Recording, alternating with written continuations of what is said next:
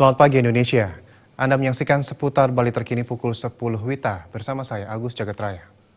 Ikatan Cendekiawan Pariwisata Indonesia Wilayah Bali mengapresiasi organisasi adat di Bali yang semakin meningkatkan kebersamaan dalam menjalankan kegiatan adat istiadat, pelestarian budaya, serta ritual keagamaan. Selain sebagai upaya menjaga keharmonisan, kegiatan sosial budaya yang ditingkatkan dinilai akan mengoptimalkan potensi daya tarik kepariwisataan di Bali.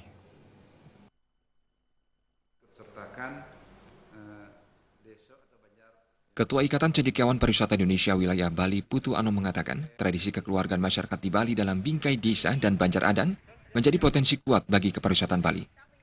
Tradisi mepet sebagai salah satu wujud saling mendukung kegiatan adat keagamaan di Bali menjadi cerminan karakter kerama Bali untuk menjaga keharmonisan serta adat dan budaya Bali yang secara langsung memberikan kontribusi bagi kepariwisataan Bali. Peningkatan komitmen untuk memahami filosofi dan manfaat aktivitas dalam melestarikan tradisi dan kearifan lokal masyarakat Bali dipastikan akan menguatkan taksu kepariwisataan Bali.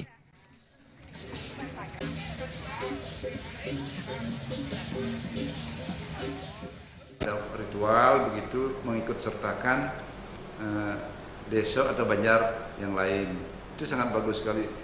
Bisa ngatur moped dari desa lain ke pura desa yang bersangkut, itu bagus sekali menunjukkan kebersamaan.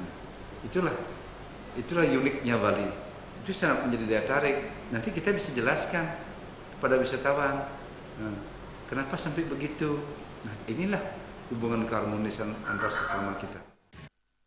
Putu Ano menambahkan, kegiatan mepet yang memerlukan banyak tenaga akan membuat masyarakat Bali jauh dari cara pandang individual yang cenderung banyak melemahkan potensi kebersamaan dan kegotong royongan. Sehingga kegiatan mepet menjadi salah satu potensi membangkitkan daya tarik budaya Bali, sekaligus meningkatkan rasa kebersamaan dalam pembangunan di lingkungan desa adat Banjar Adat.